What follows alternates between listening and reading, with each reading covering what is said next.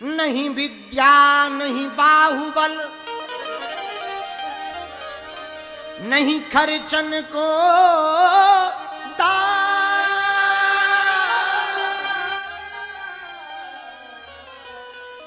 मोह से पतित अपंगी की तुम पति राखो। ना तो विद्या है ना बल है, बुद्धि तो है ही नहीं प्रभु। हमारे जैसा अपंग कौन होगा। दीनानाथ अनाथ का भला मिला संयोग, और यदि अब तुम तारोगे नहीं तो हंसी करेंगे। आपके अलावा कौन है हमारा। इस जगत में हम किसके सहारे चले, किसके सहारे जिए। जितने सहारे हैं सब झूठे हैं। यहां स्वार्थ लाग करहीं सब प्रीति, किसी को किसी से यहां प्रेम नहीं है, सबका स्वार्थ से प्रेम है।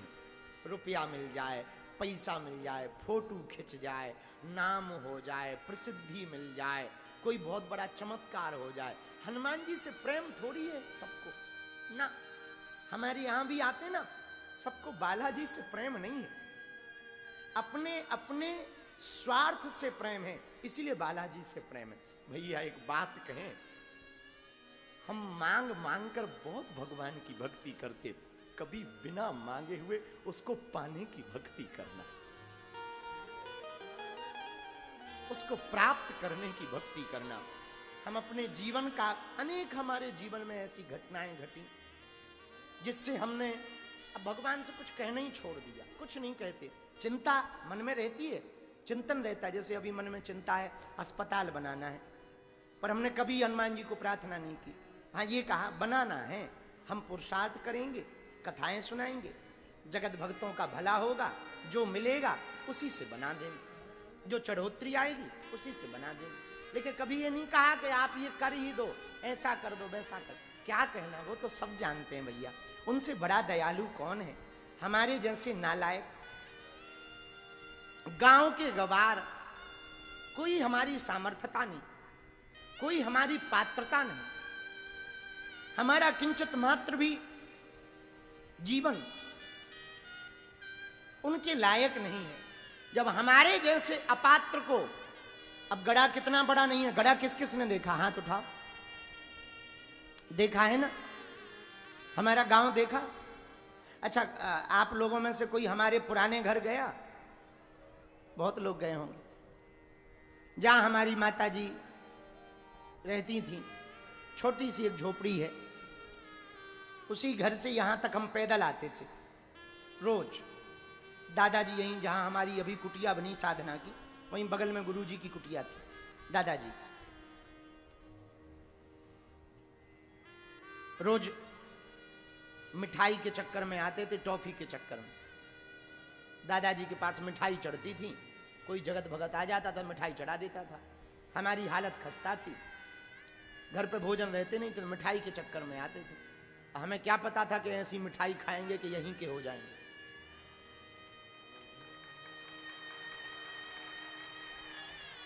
पिताजी कुछ करते ही नहीं थे, गांव के हालत ठीक ही थे। रोज रोज गांव में हम मांगने जाते थे आटा, तो किसी के यहाँ आटा मिलता था, किसी के यहाँ चावल मिलते थे, कोई हमें आलू देता था, किसी के यहाँ दाल मिल जाती थी। अच्छा रोज रोज गांव वाले दें कहाँ तक, उनकी भी मजबूरी है बेचारों की। तो फिर कोई कुछ लोग दरवाजा बंद कर लेते थे, कुछ लोग बैठा देते थे कि बैठो पंडित जी, हमारा नाम लेके, धीरेन्द्र पंडित जी बैठो, हम ग्वासली कर लें फिर आ रहे। ग्वासली जानत, मतलब गैया भैंसियों को लगा लें फिर आ रहे। बैठे रहते थे। जिस गांव में हमारा जन्म हुआ, जहां हम अभी कथा सुना रहे, इसी गांव में हमने 8 साल तक भिक्षा मांगी।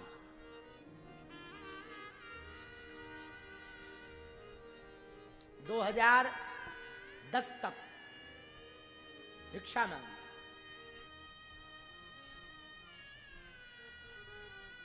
एक दिन हमारे गुरुजी की कृपा हो गई, बोले सुनो,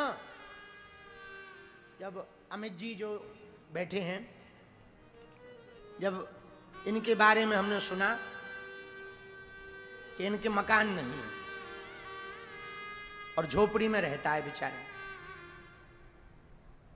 सरकारी मकान जमीन पर झोपड़ी बना रखी है इसने।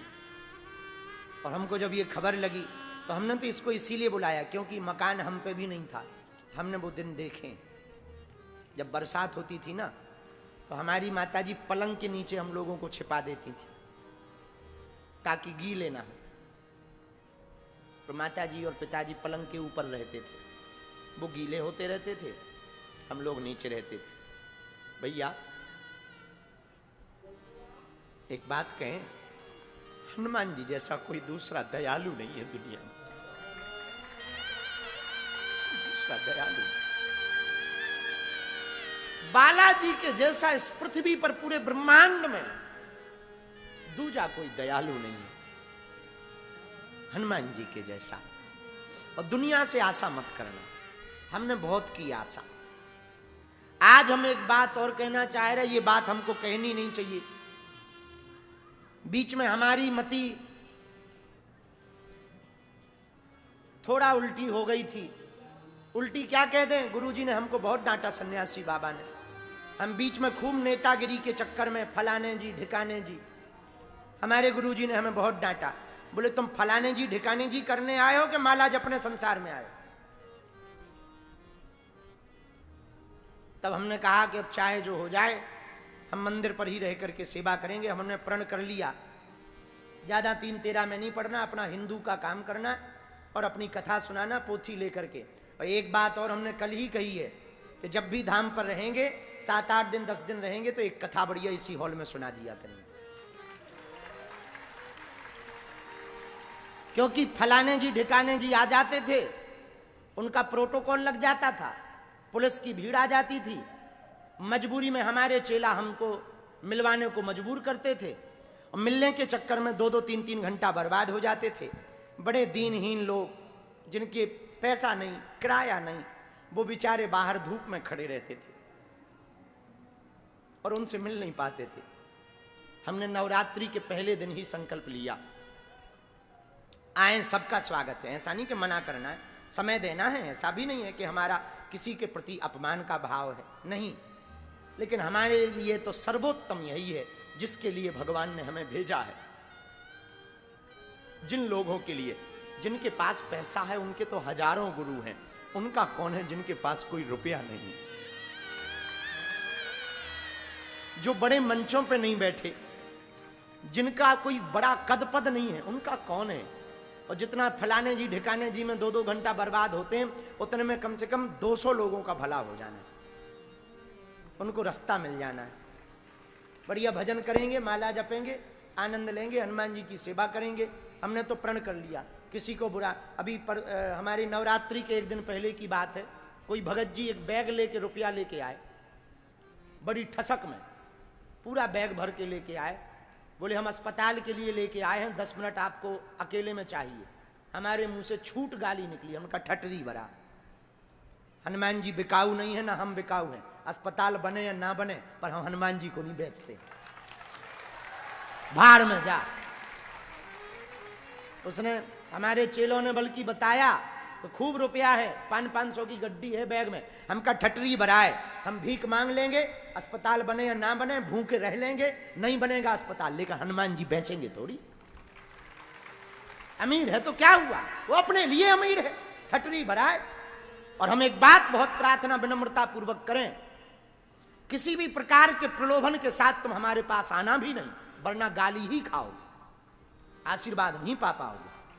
हाँ, परमात्मा प्रेम से प्राप्त होता है, पैसों से प्राप्त नहीं होता। यदि परमात्मा पैसों से प्राप्त होता तो देश के जो अमीर हैं केवल उनका भर परमात्मा होता, गरीबों का ना होता। अब किसी को भला लगे या बुरा, हमारे कुछ चेलों ने बहुत गड़बड़ी की।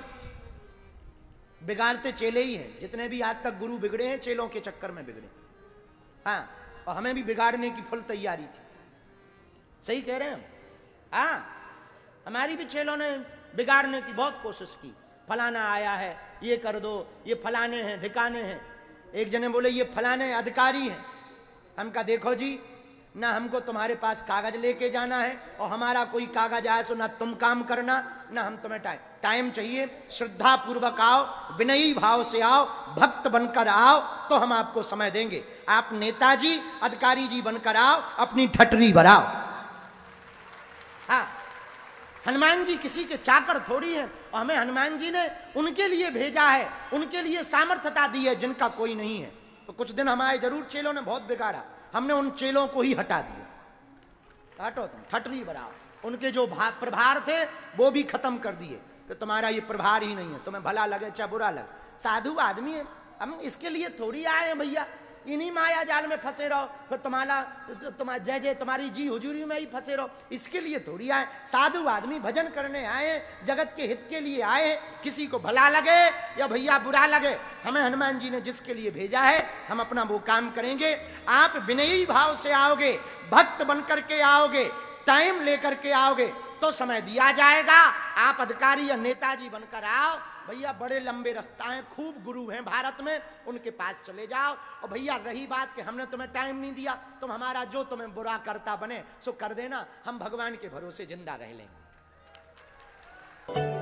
बालाजी महाराज के कृपा पात्र बागेश्वर धाम पीठाधीश्वर परम पूज्य धीरेन्द्र कृष्ण शास्त्री जी महाराज का पावन संकल्प। मध्य प्रदेश में छतरपुर के ग्राम गढ़ा में बनेगा विश्व स्तरीय कैंसर अस्पताल एवं रिसर्च सेंटर, जिसकी आधारशिला देश के यशस्वी प्रधानमंत्री नरेंद्र मोदी जी के कर कमलों से रखी जा चुकी है। 200 करोड़ रुपए की लागत वाले 100 बेड के इस अस्पताल में गरीबों का होगा मुफ्त इलाज। ये बहुत बड़ा अवसर है, बहुत बड़ा काम है। संकल्प बड़ा हो, संतों के आशीर्वाद हो, प्रभु की कृपा हो, तो समय सीमा में सब पूर्ण होता है। हमारे प्रियजनों, बागेश्वर धाम पूरे भारत के लोगों, अभी तक अस्पतालों में मंदिर थे, अब मंदिर में अस्पताल होगा। कैंसर हॉस्पिटल निर्माण हेतु सहयोग देकर पुण्य के भागी बने।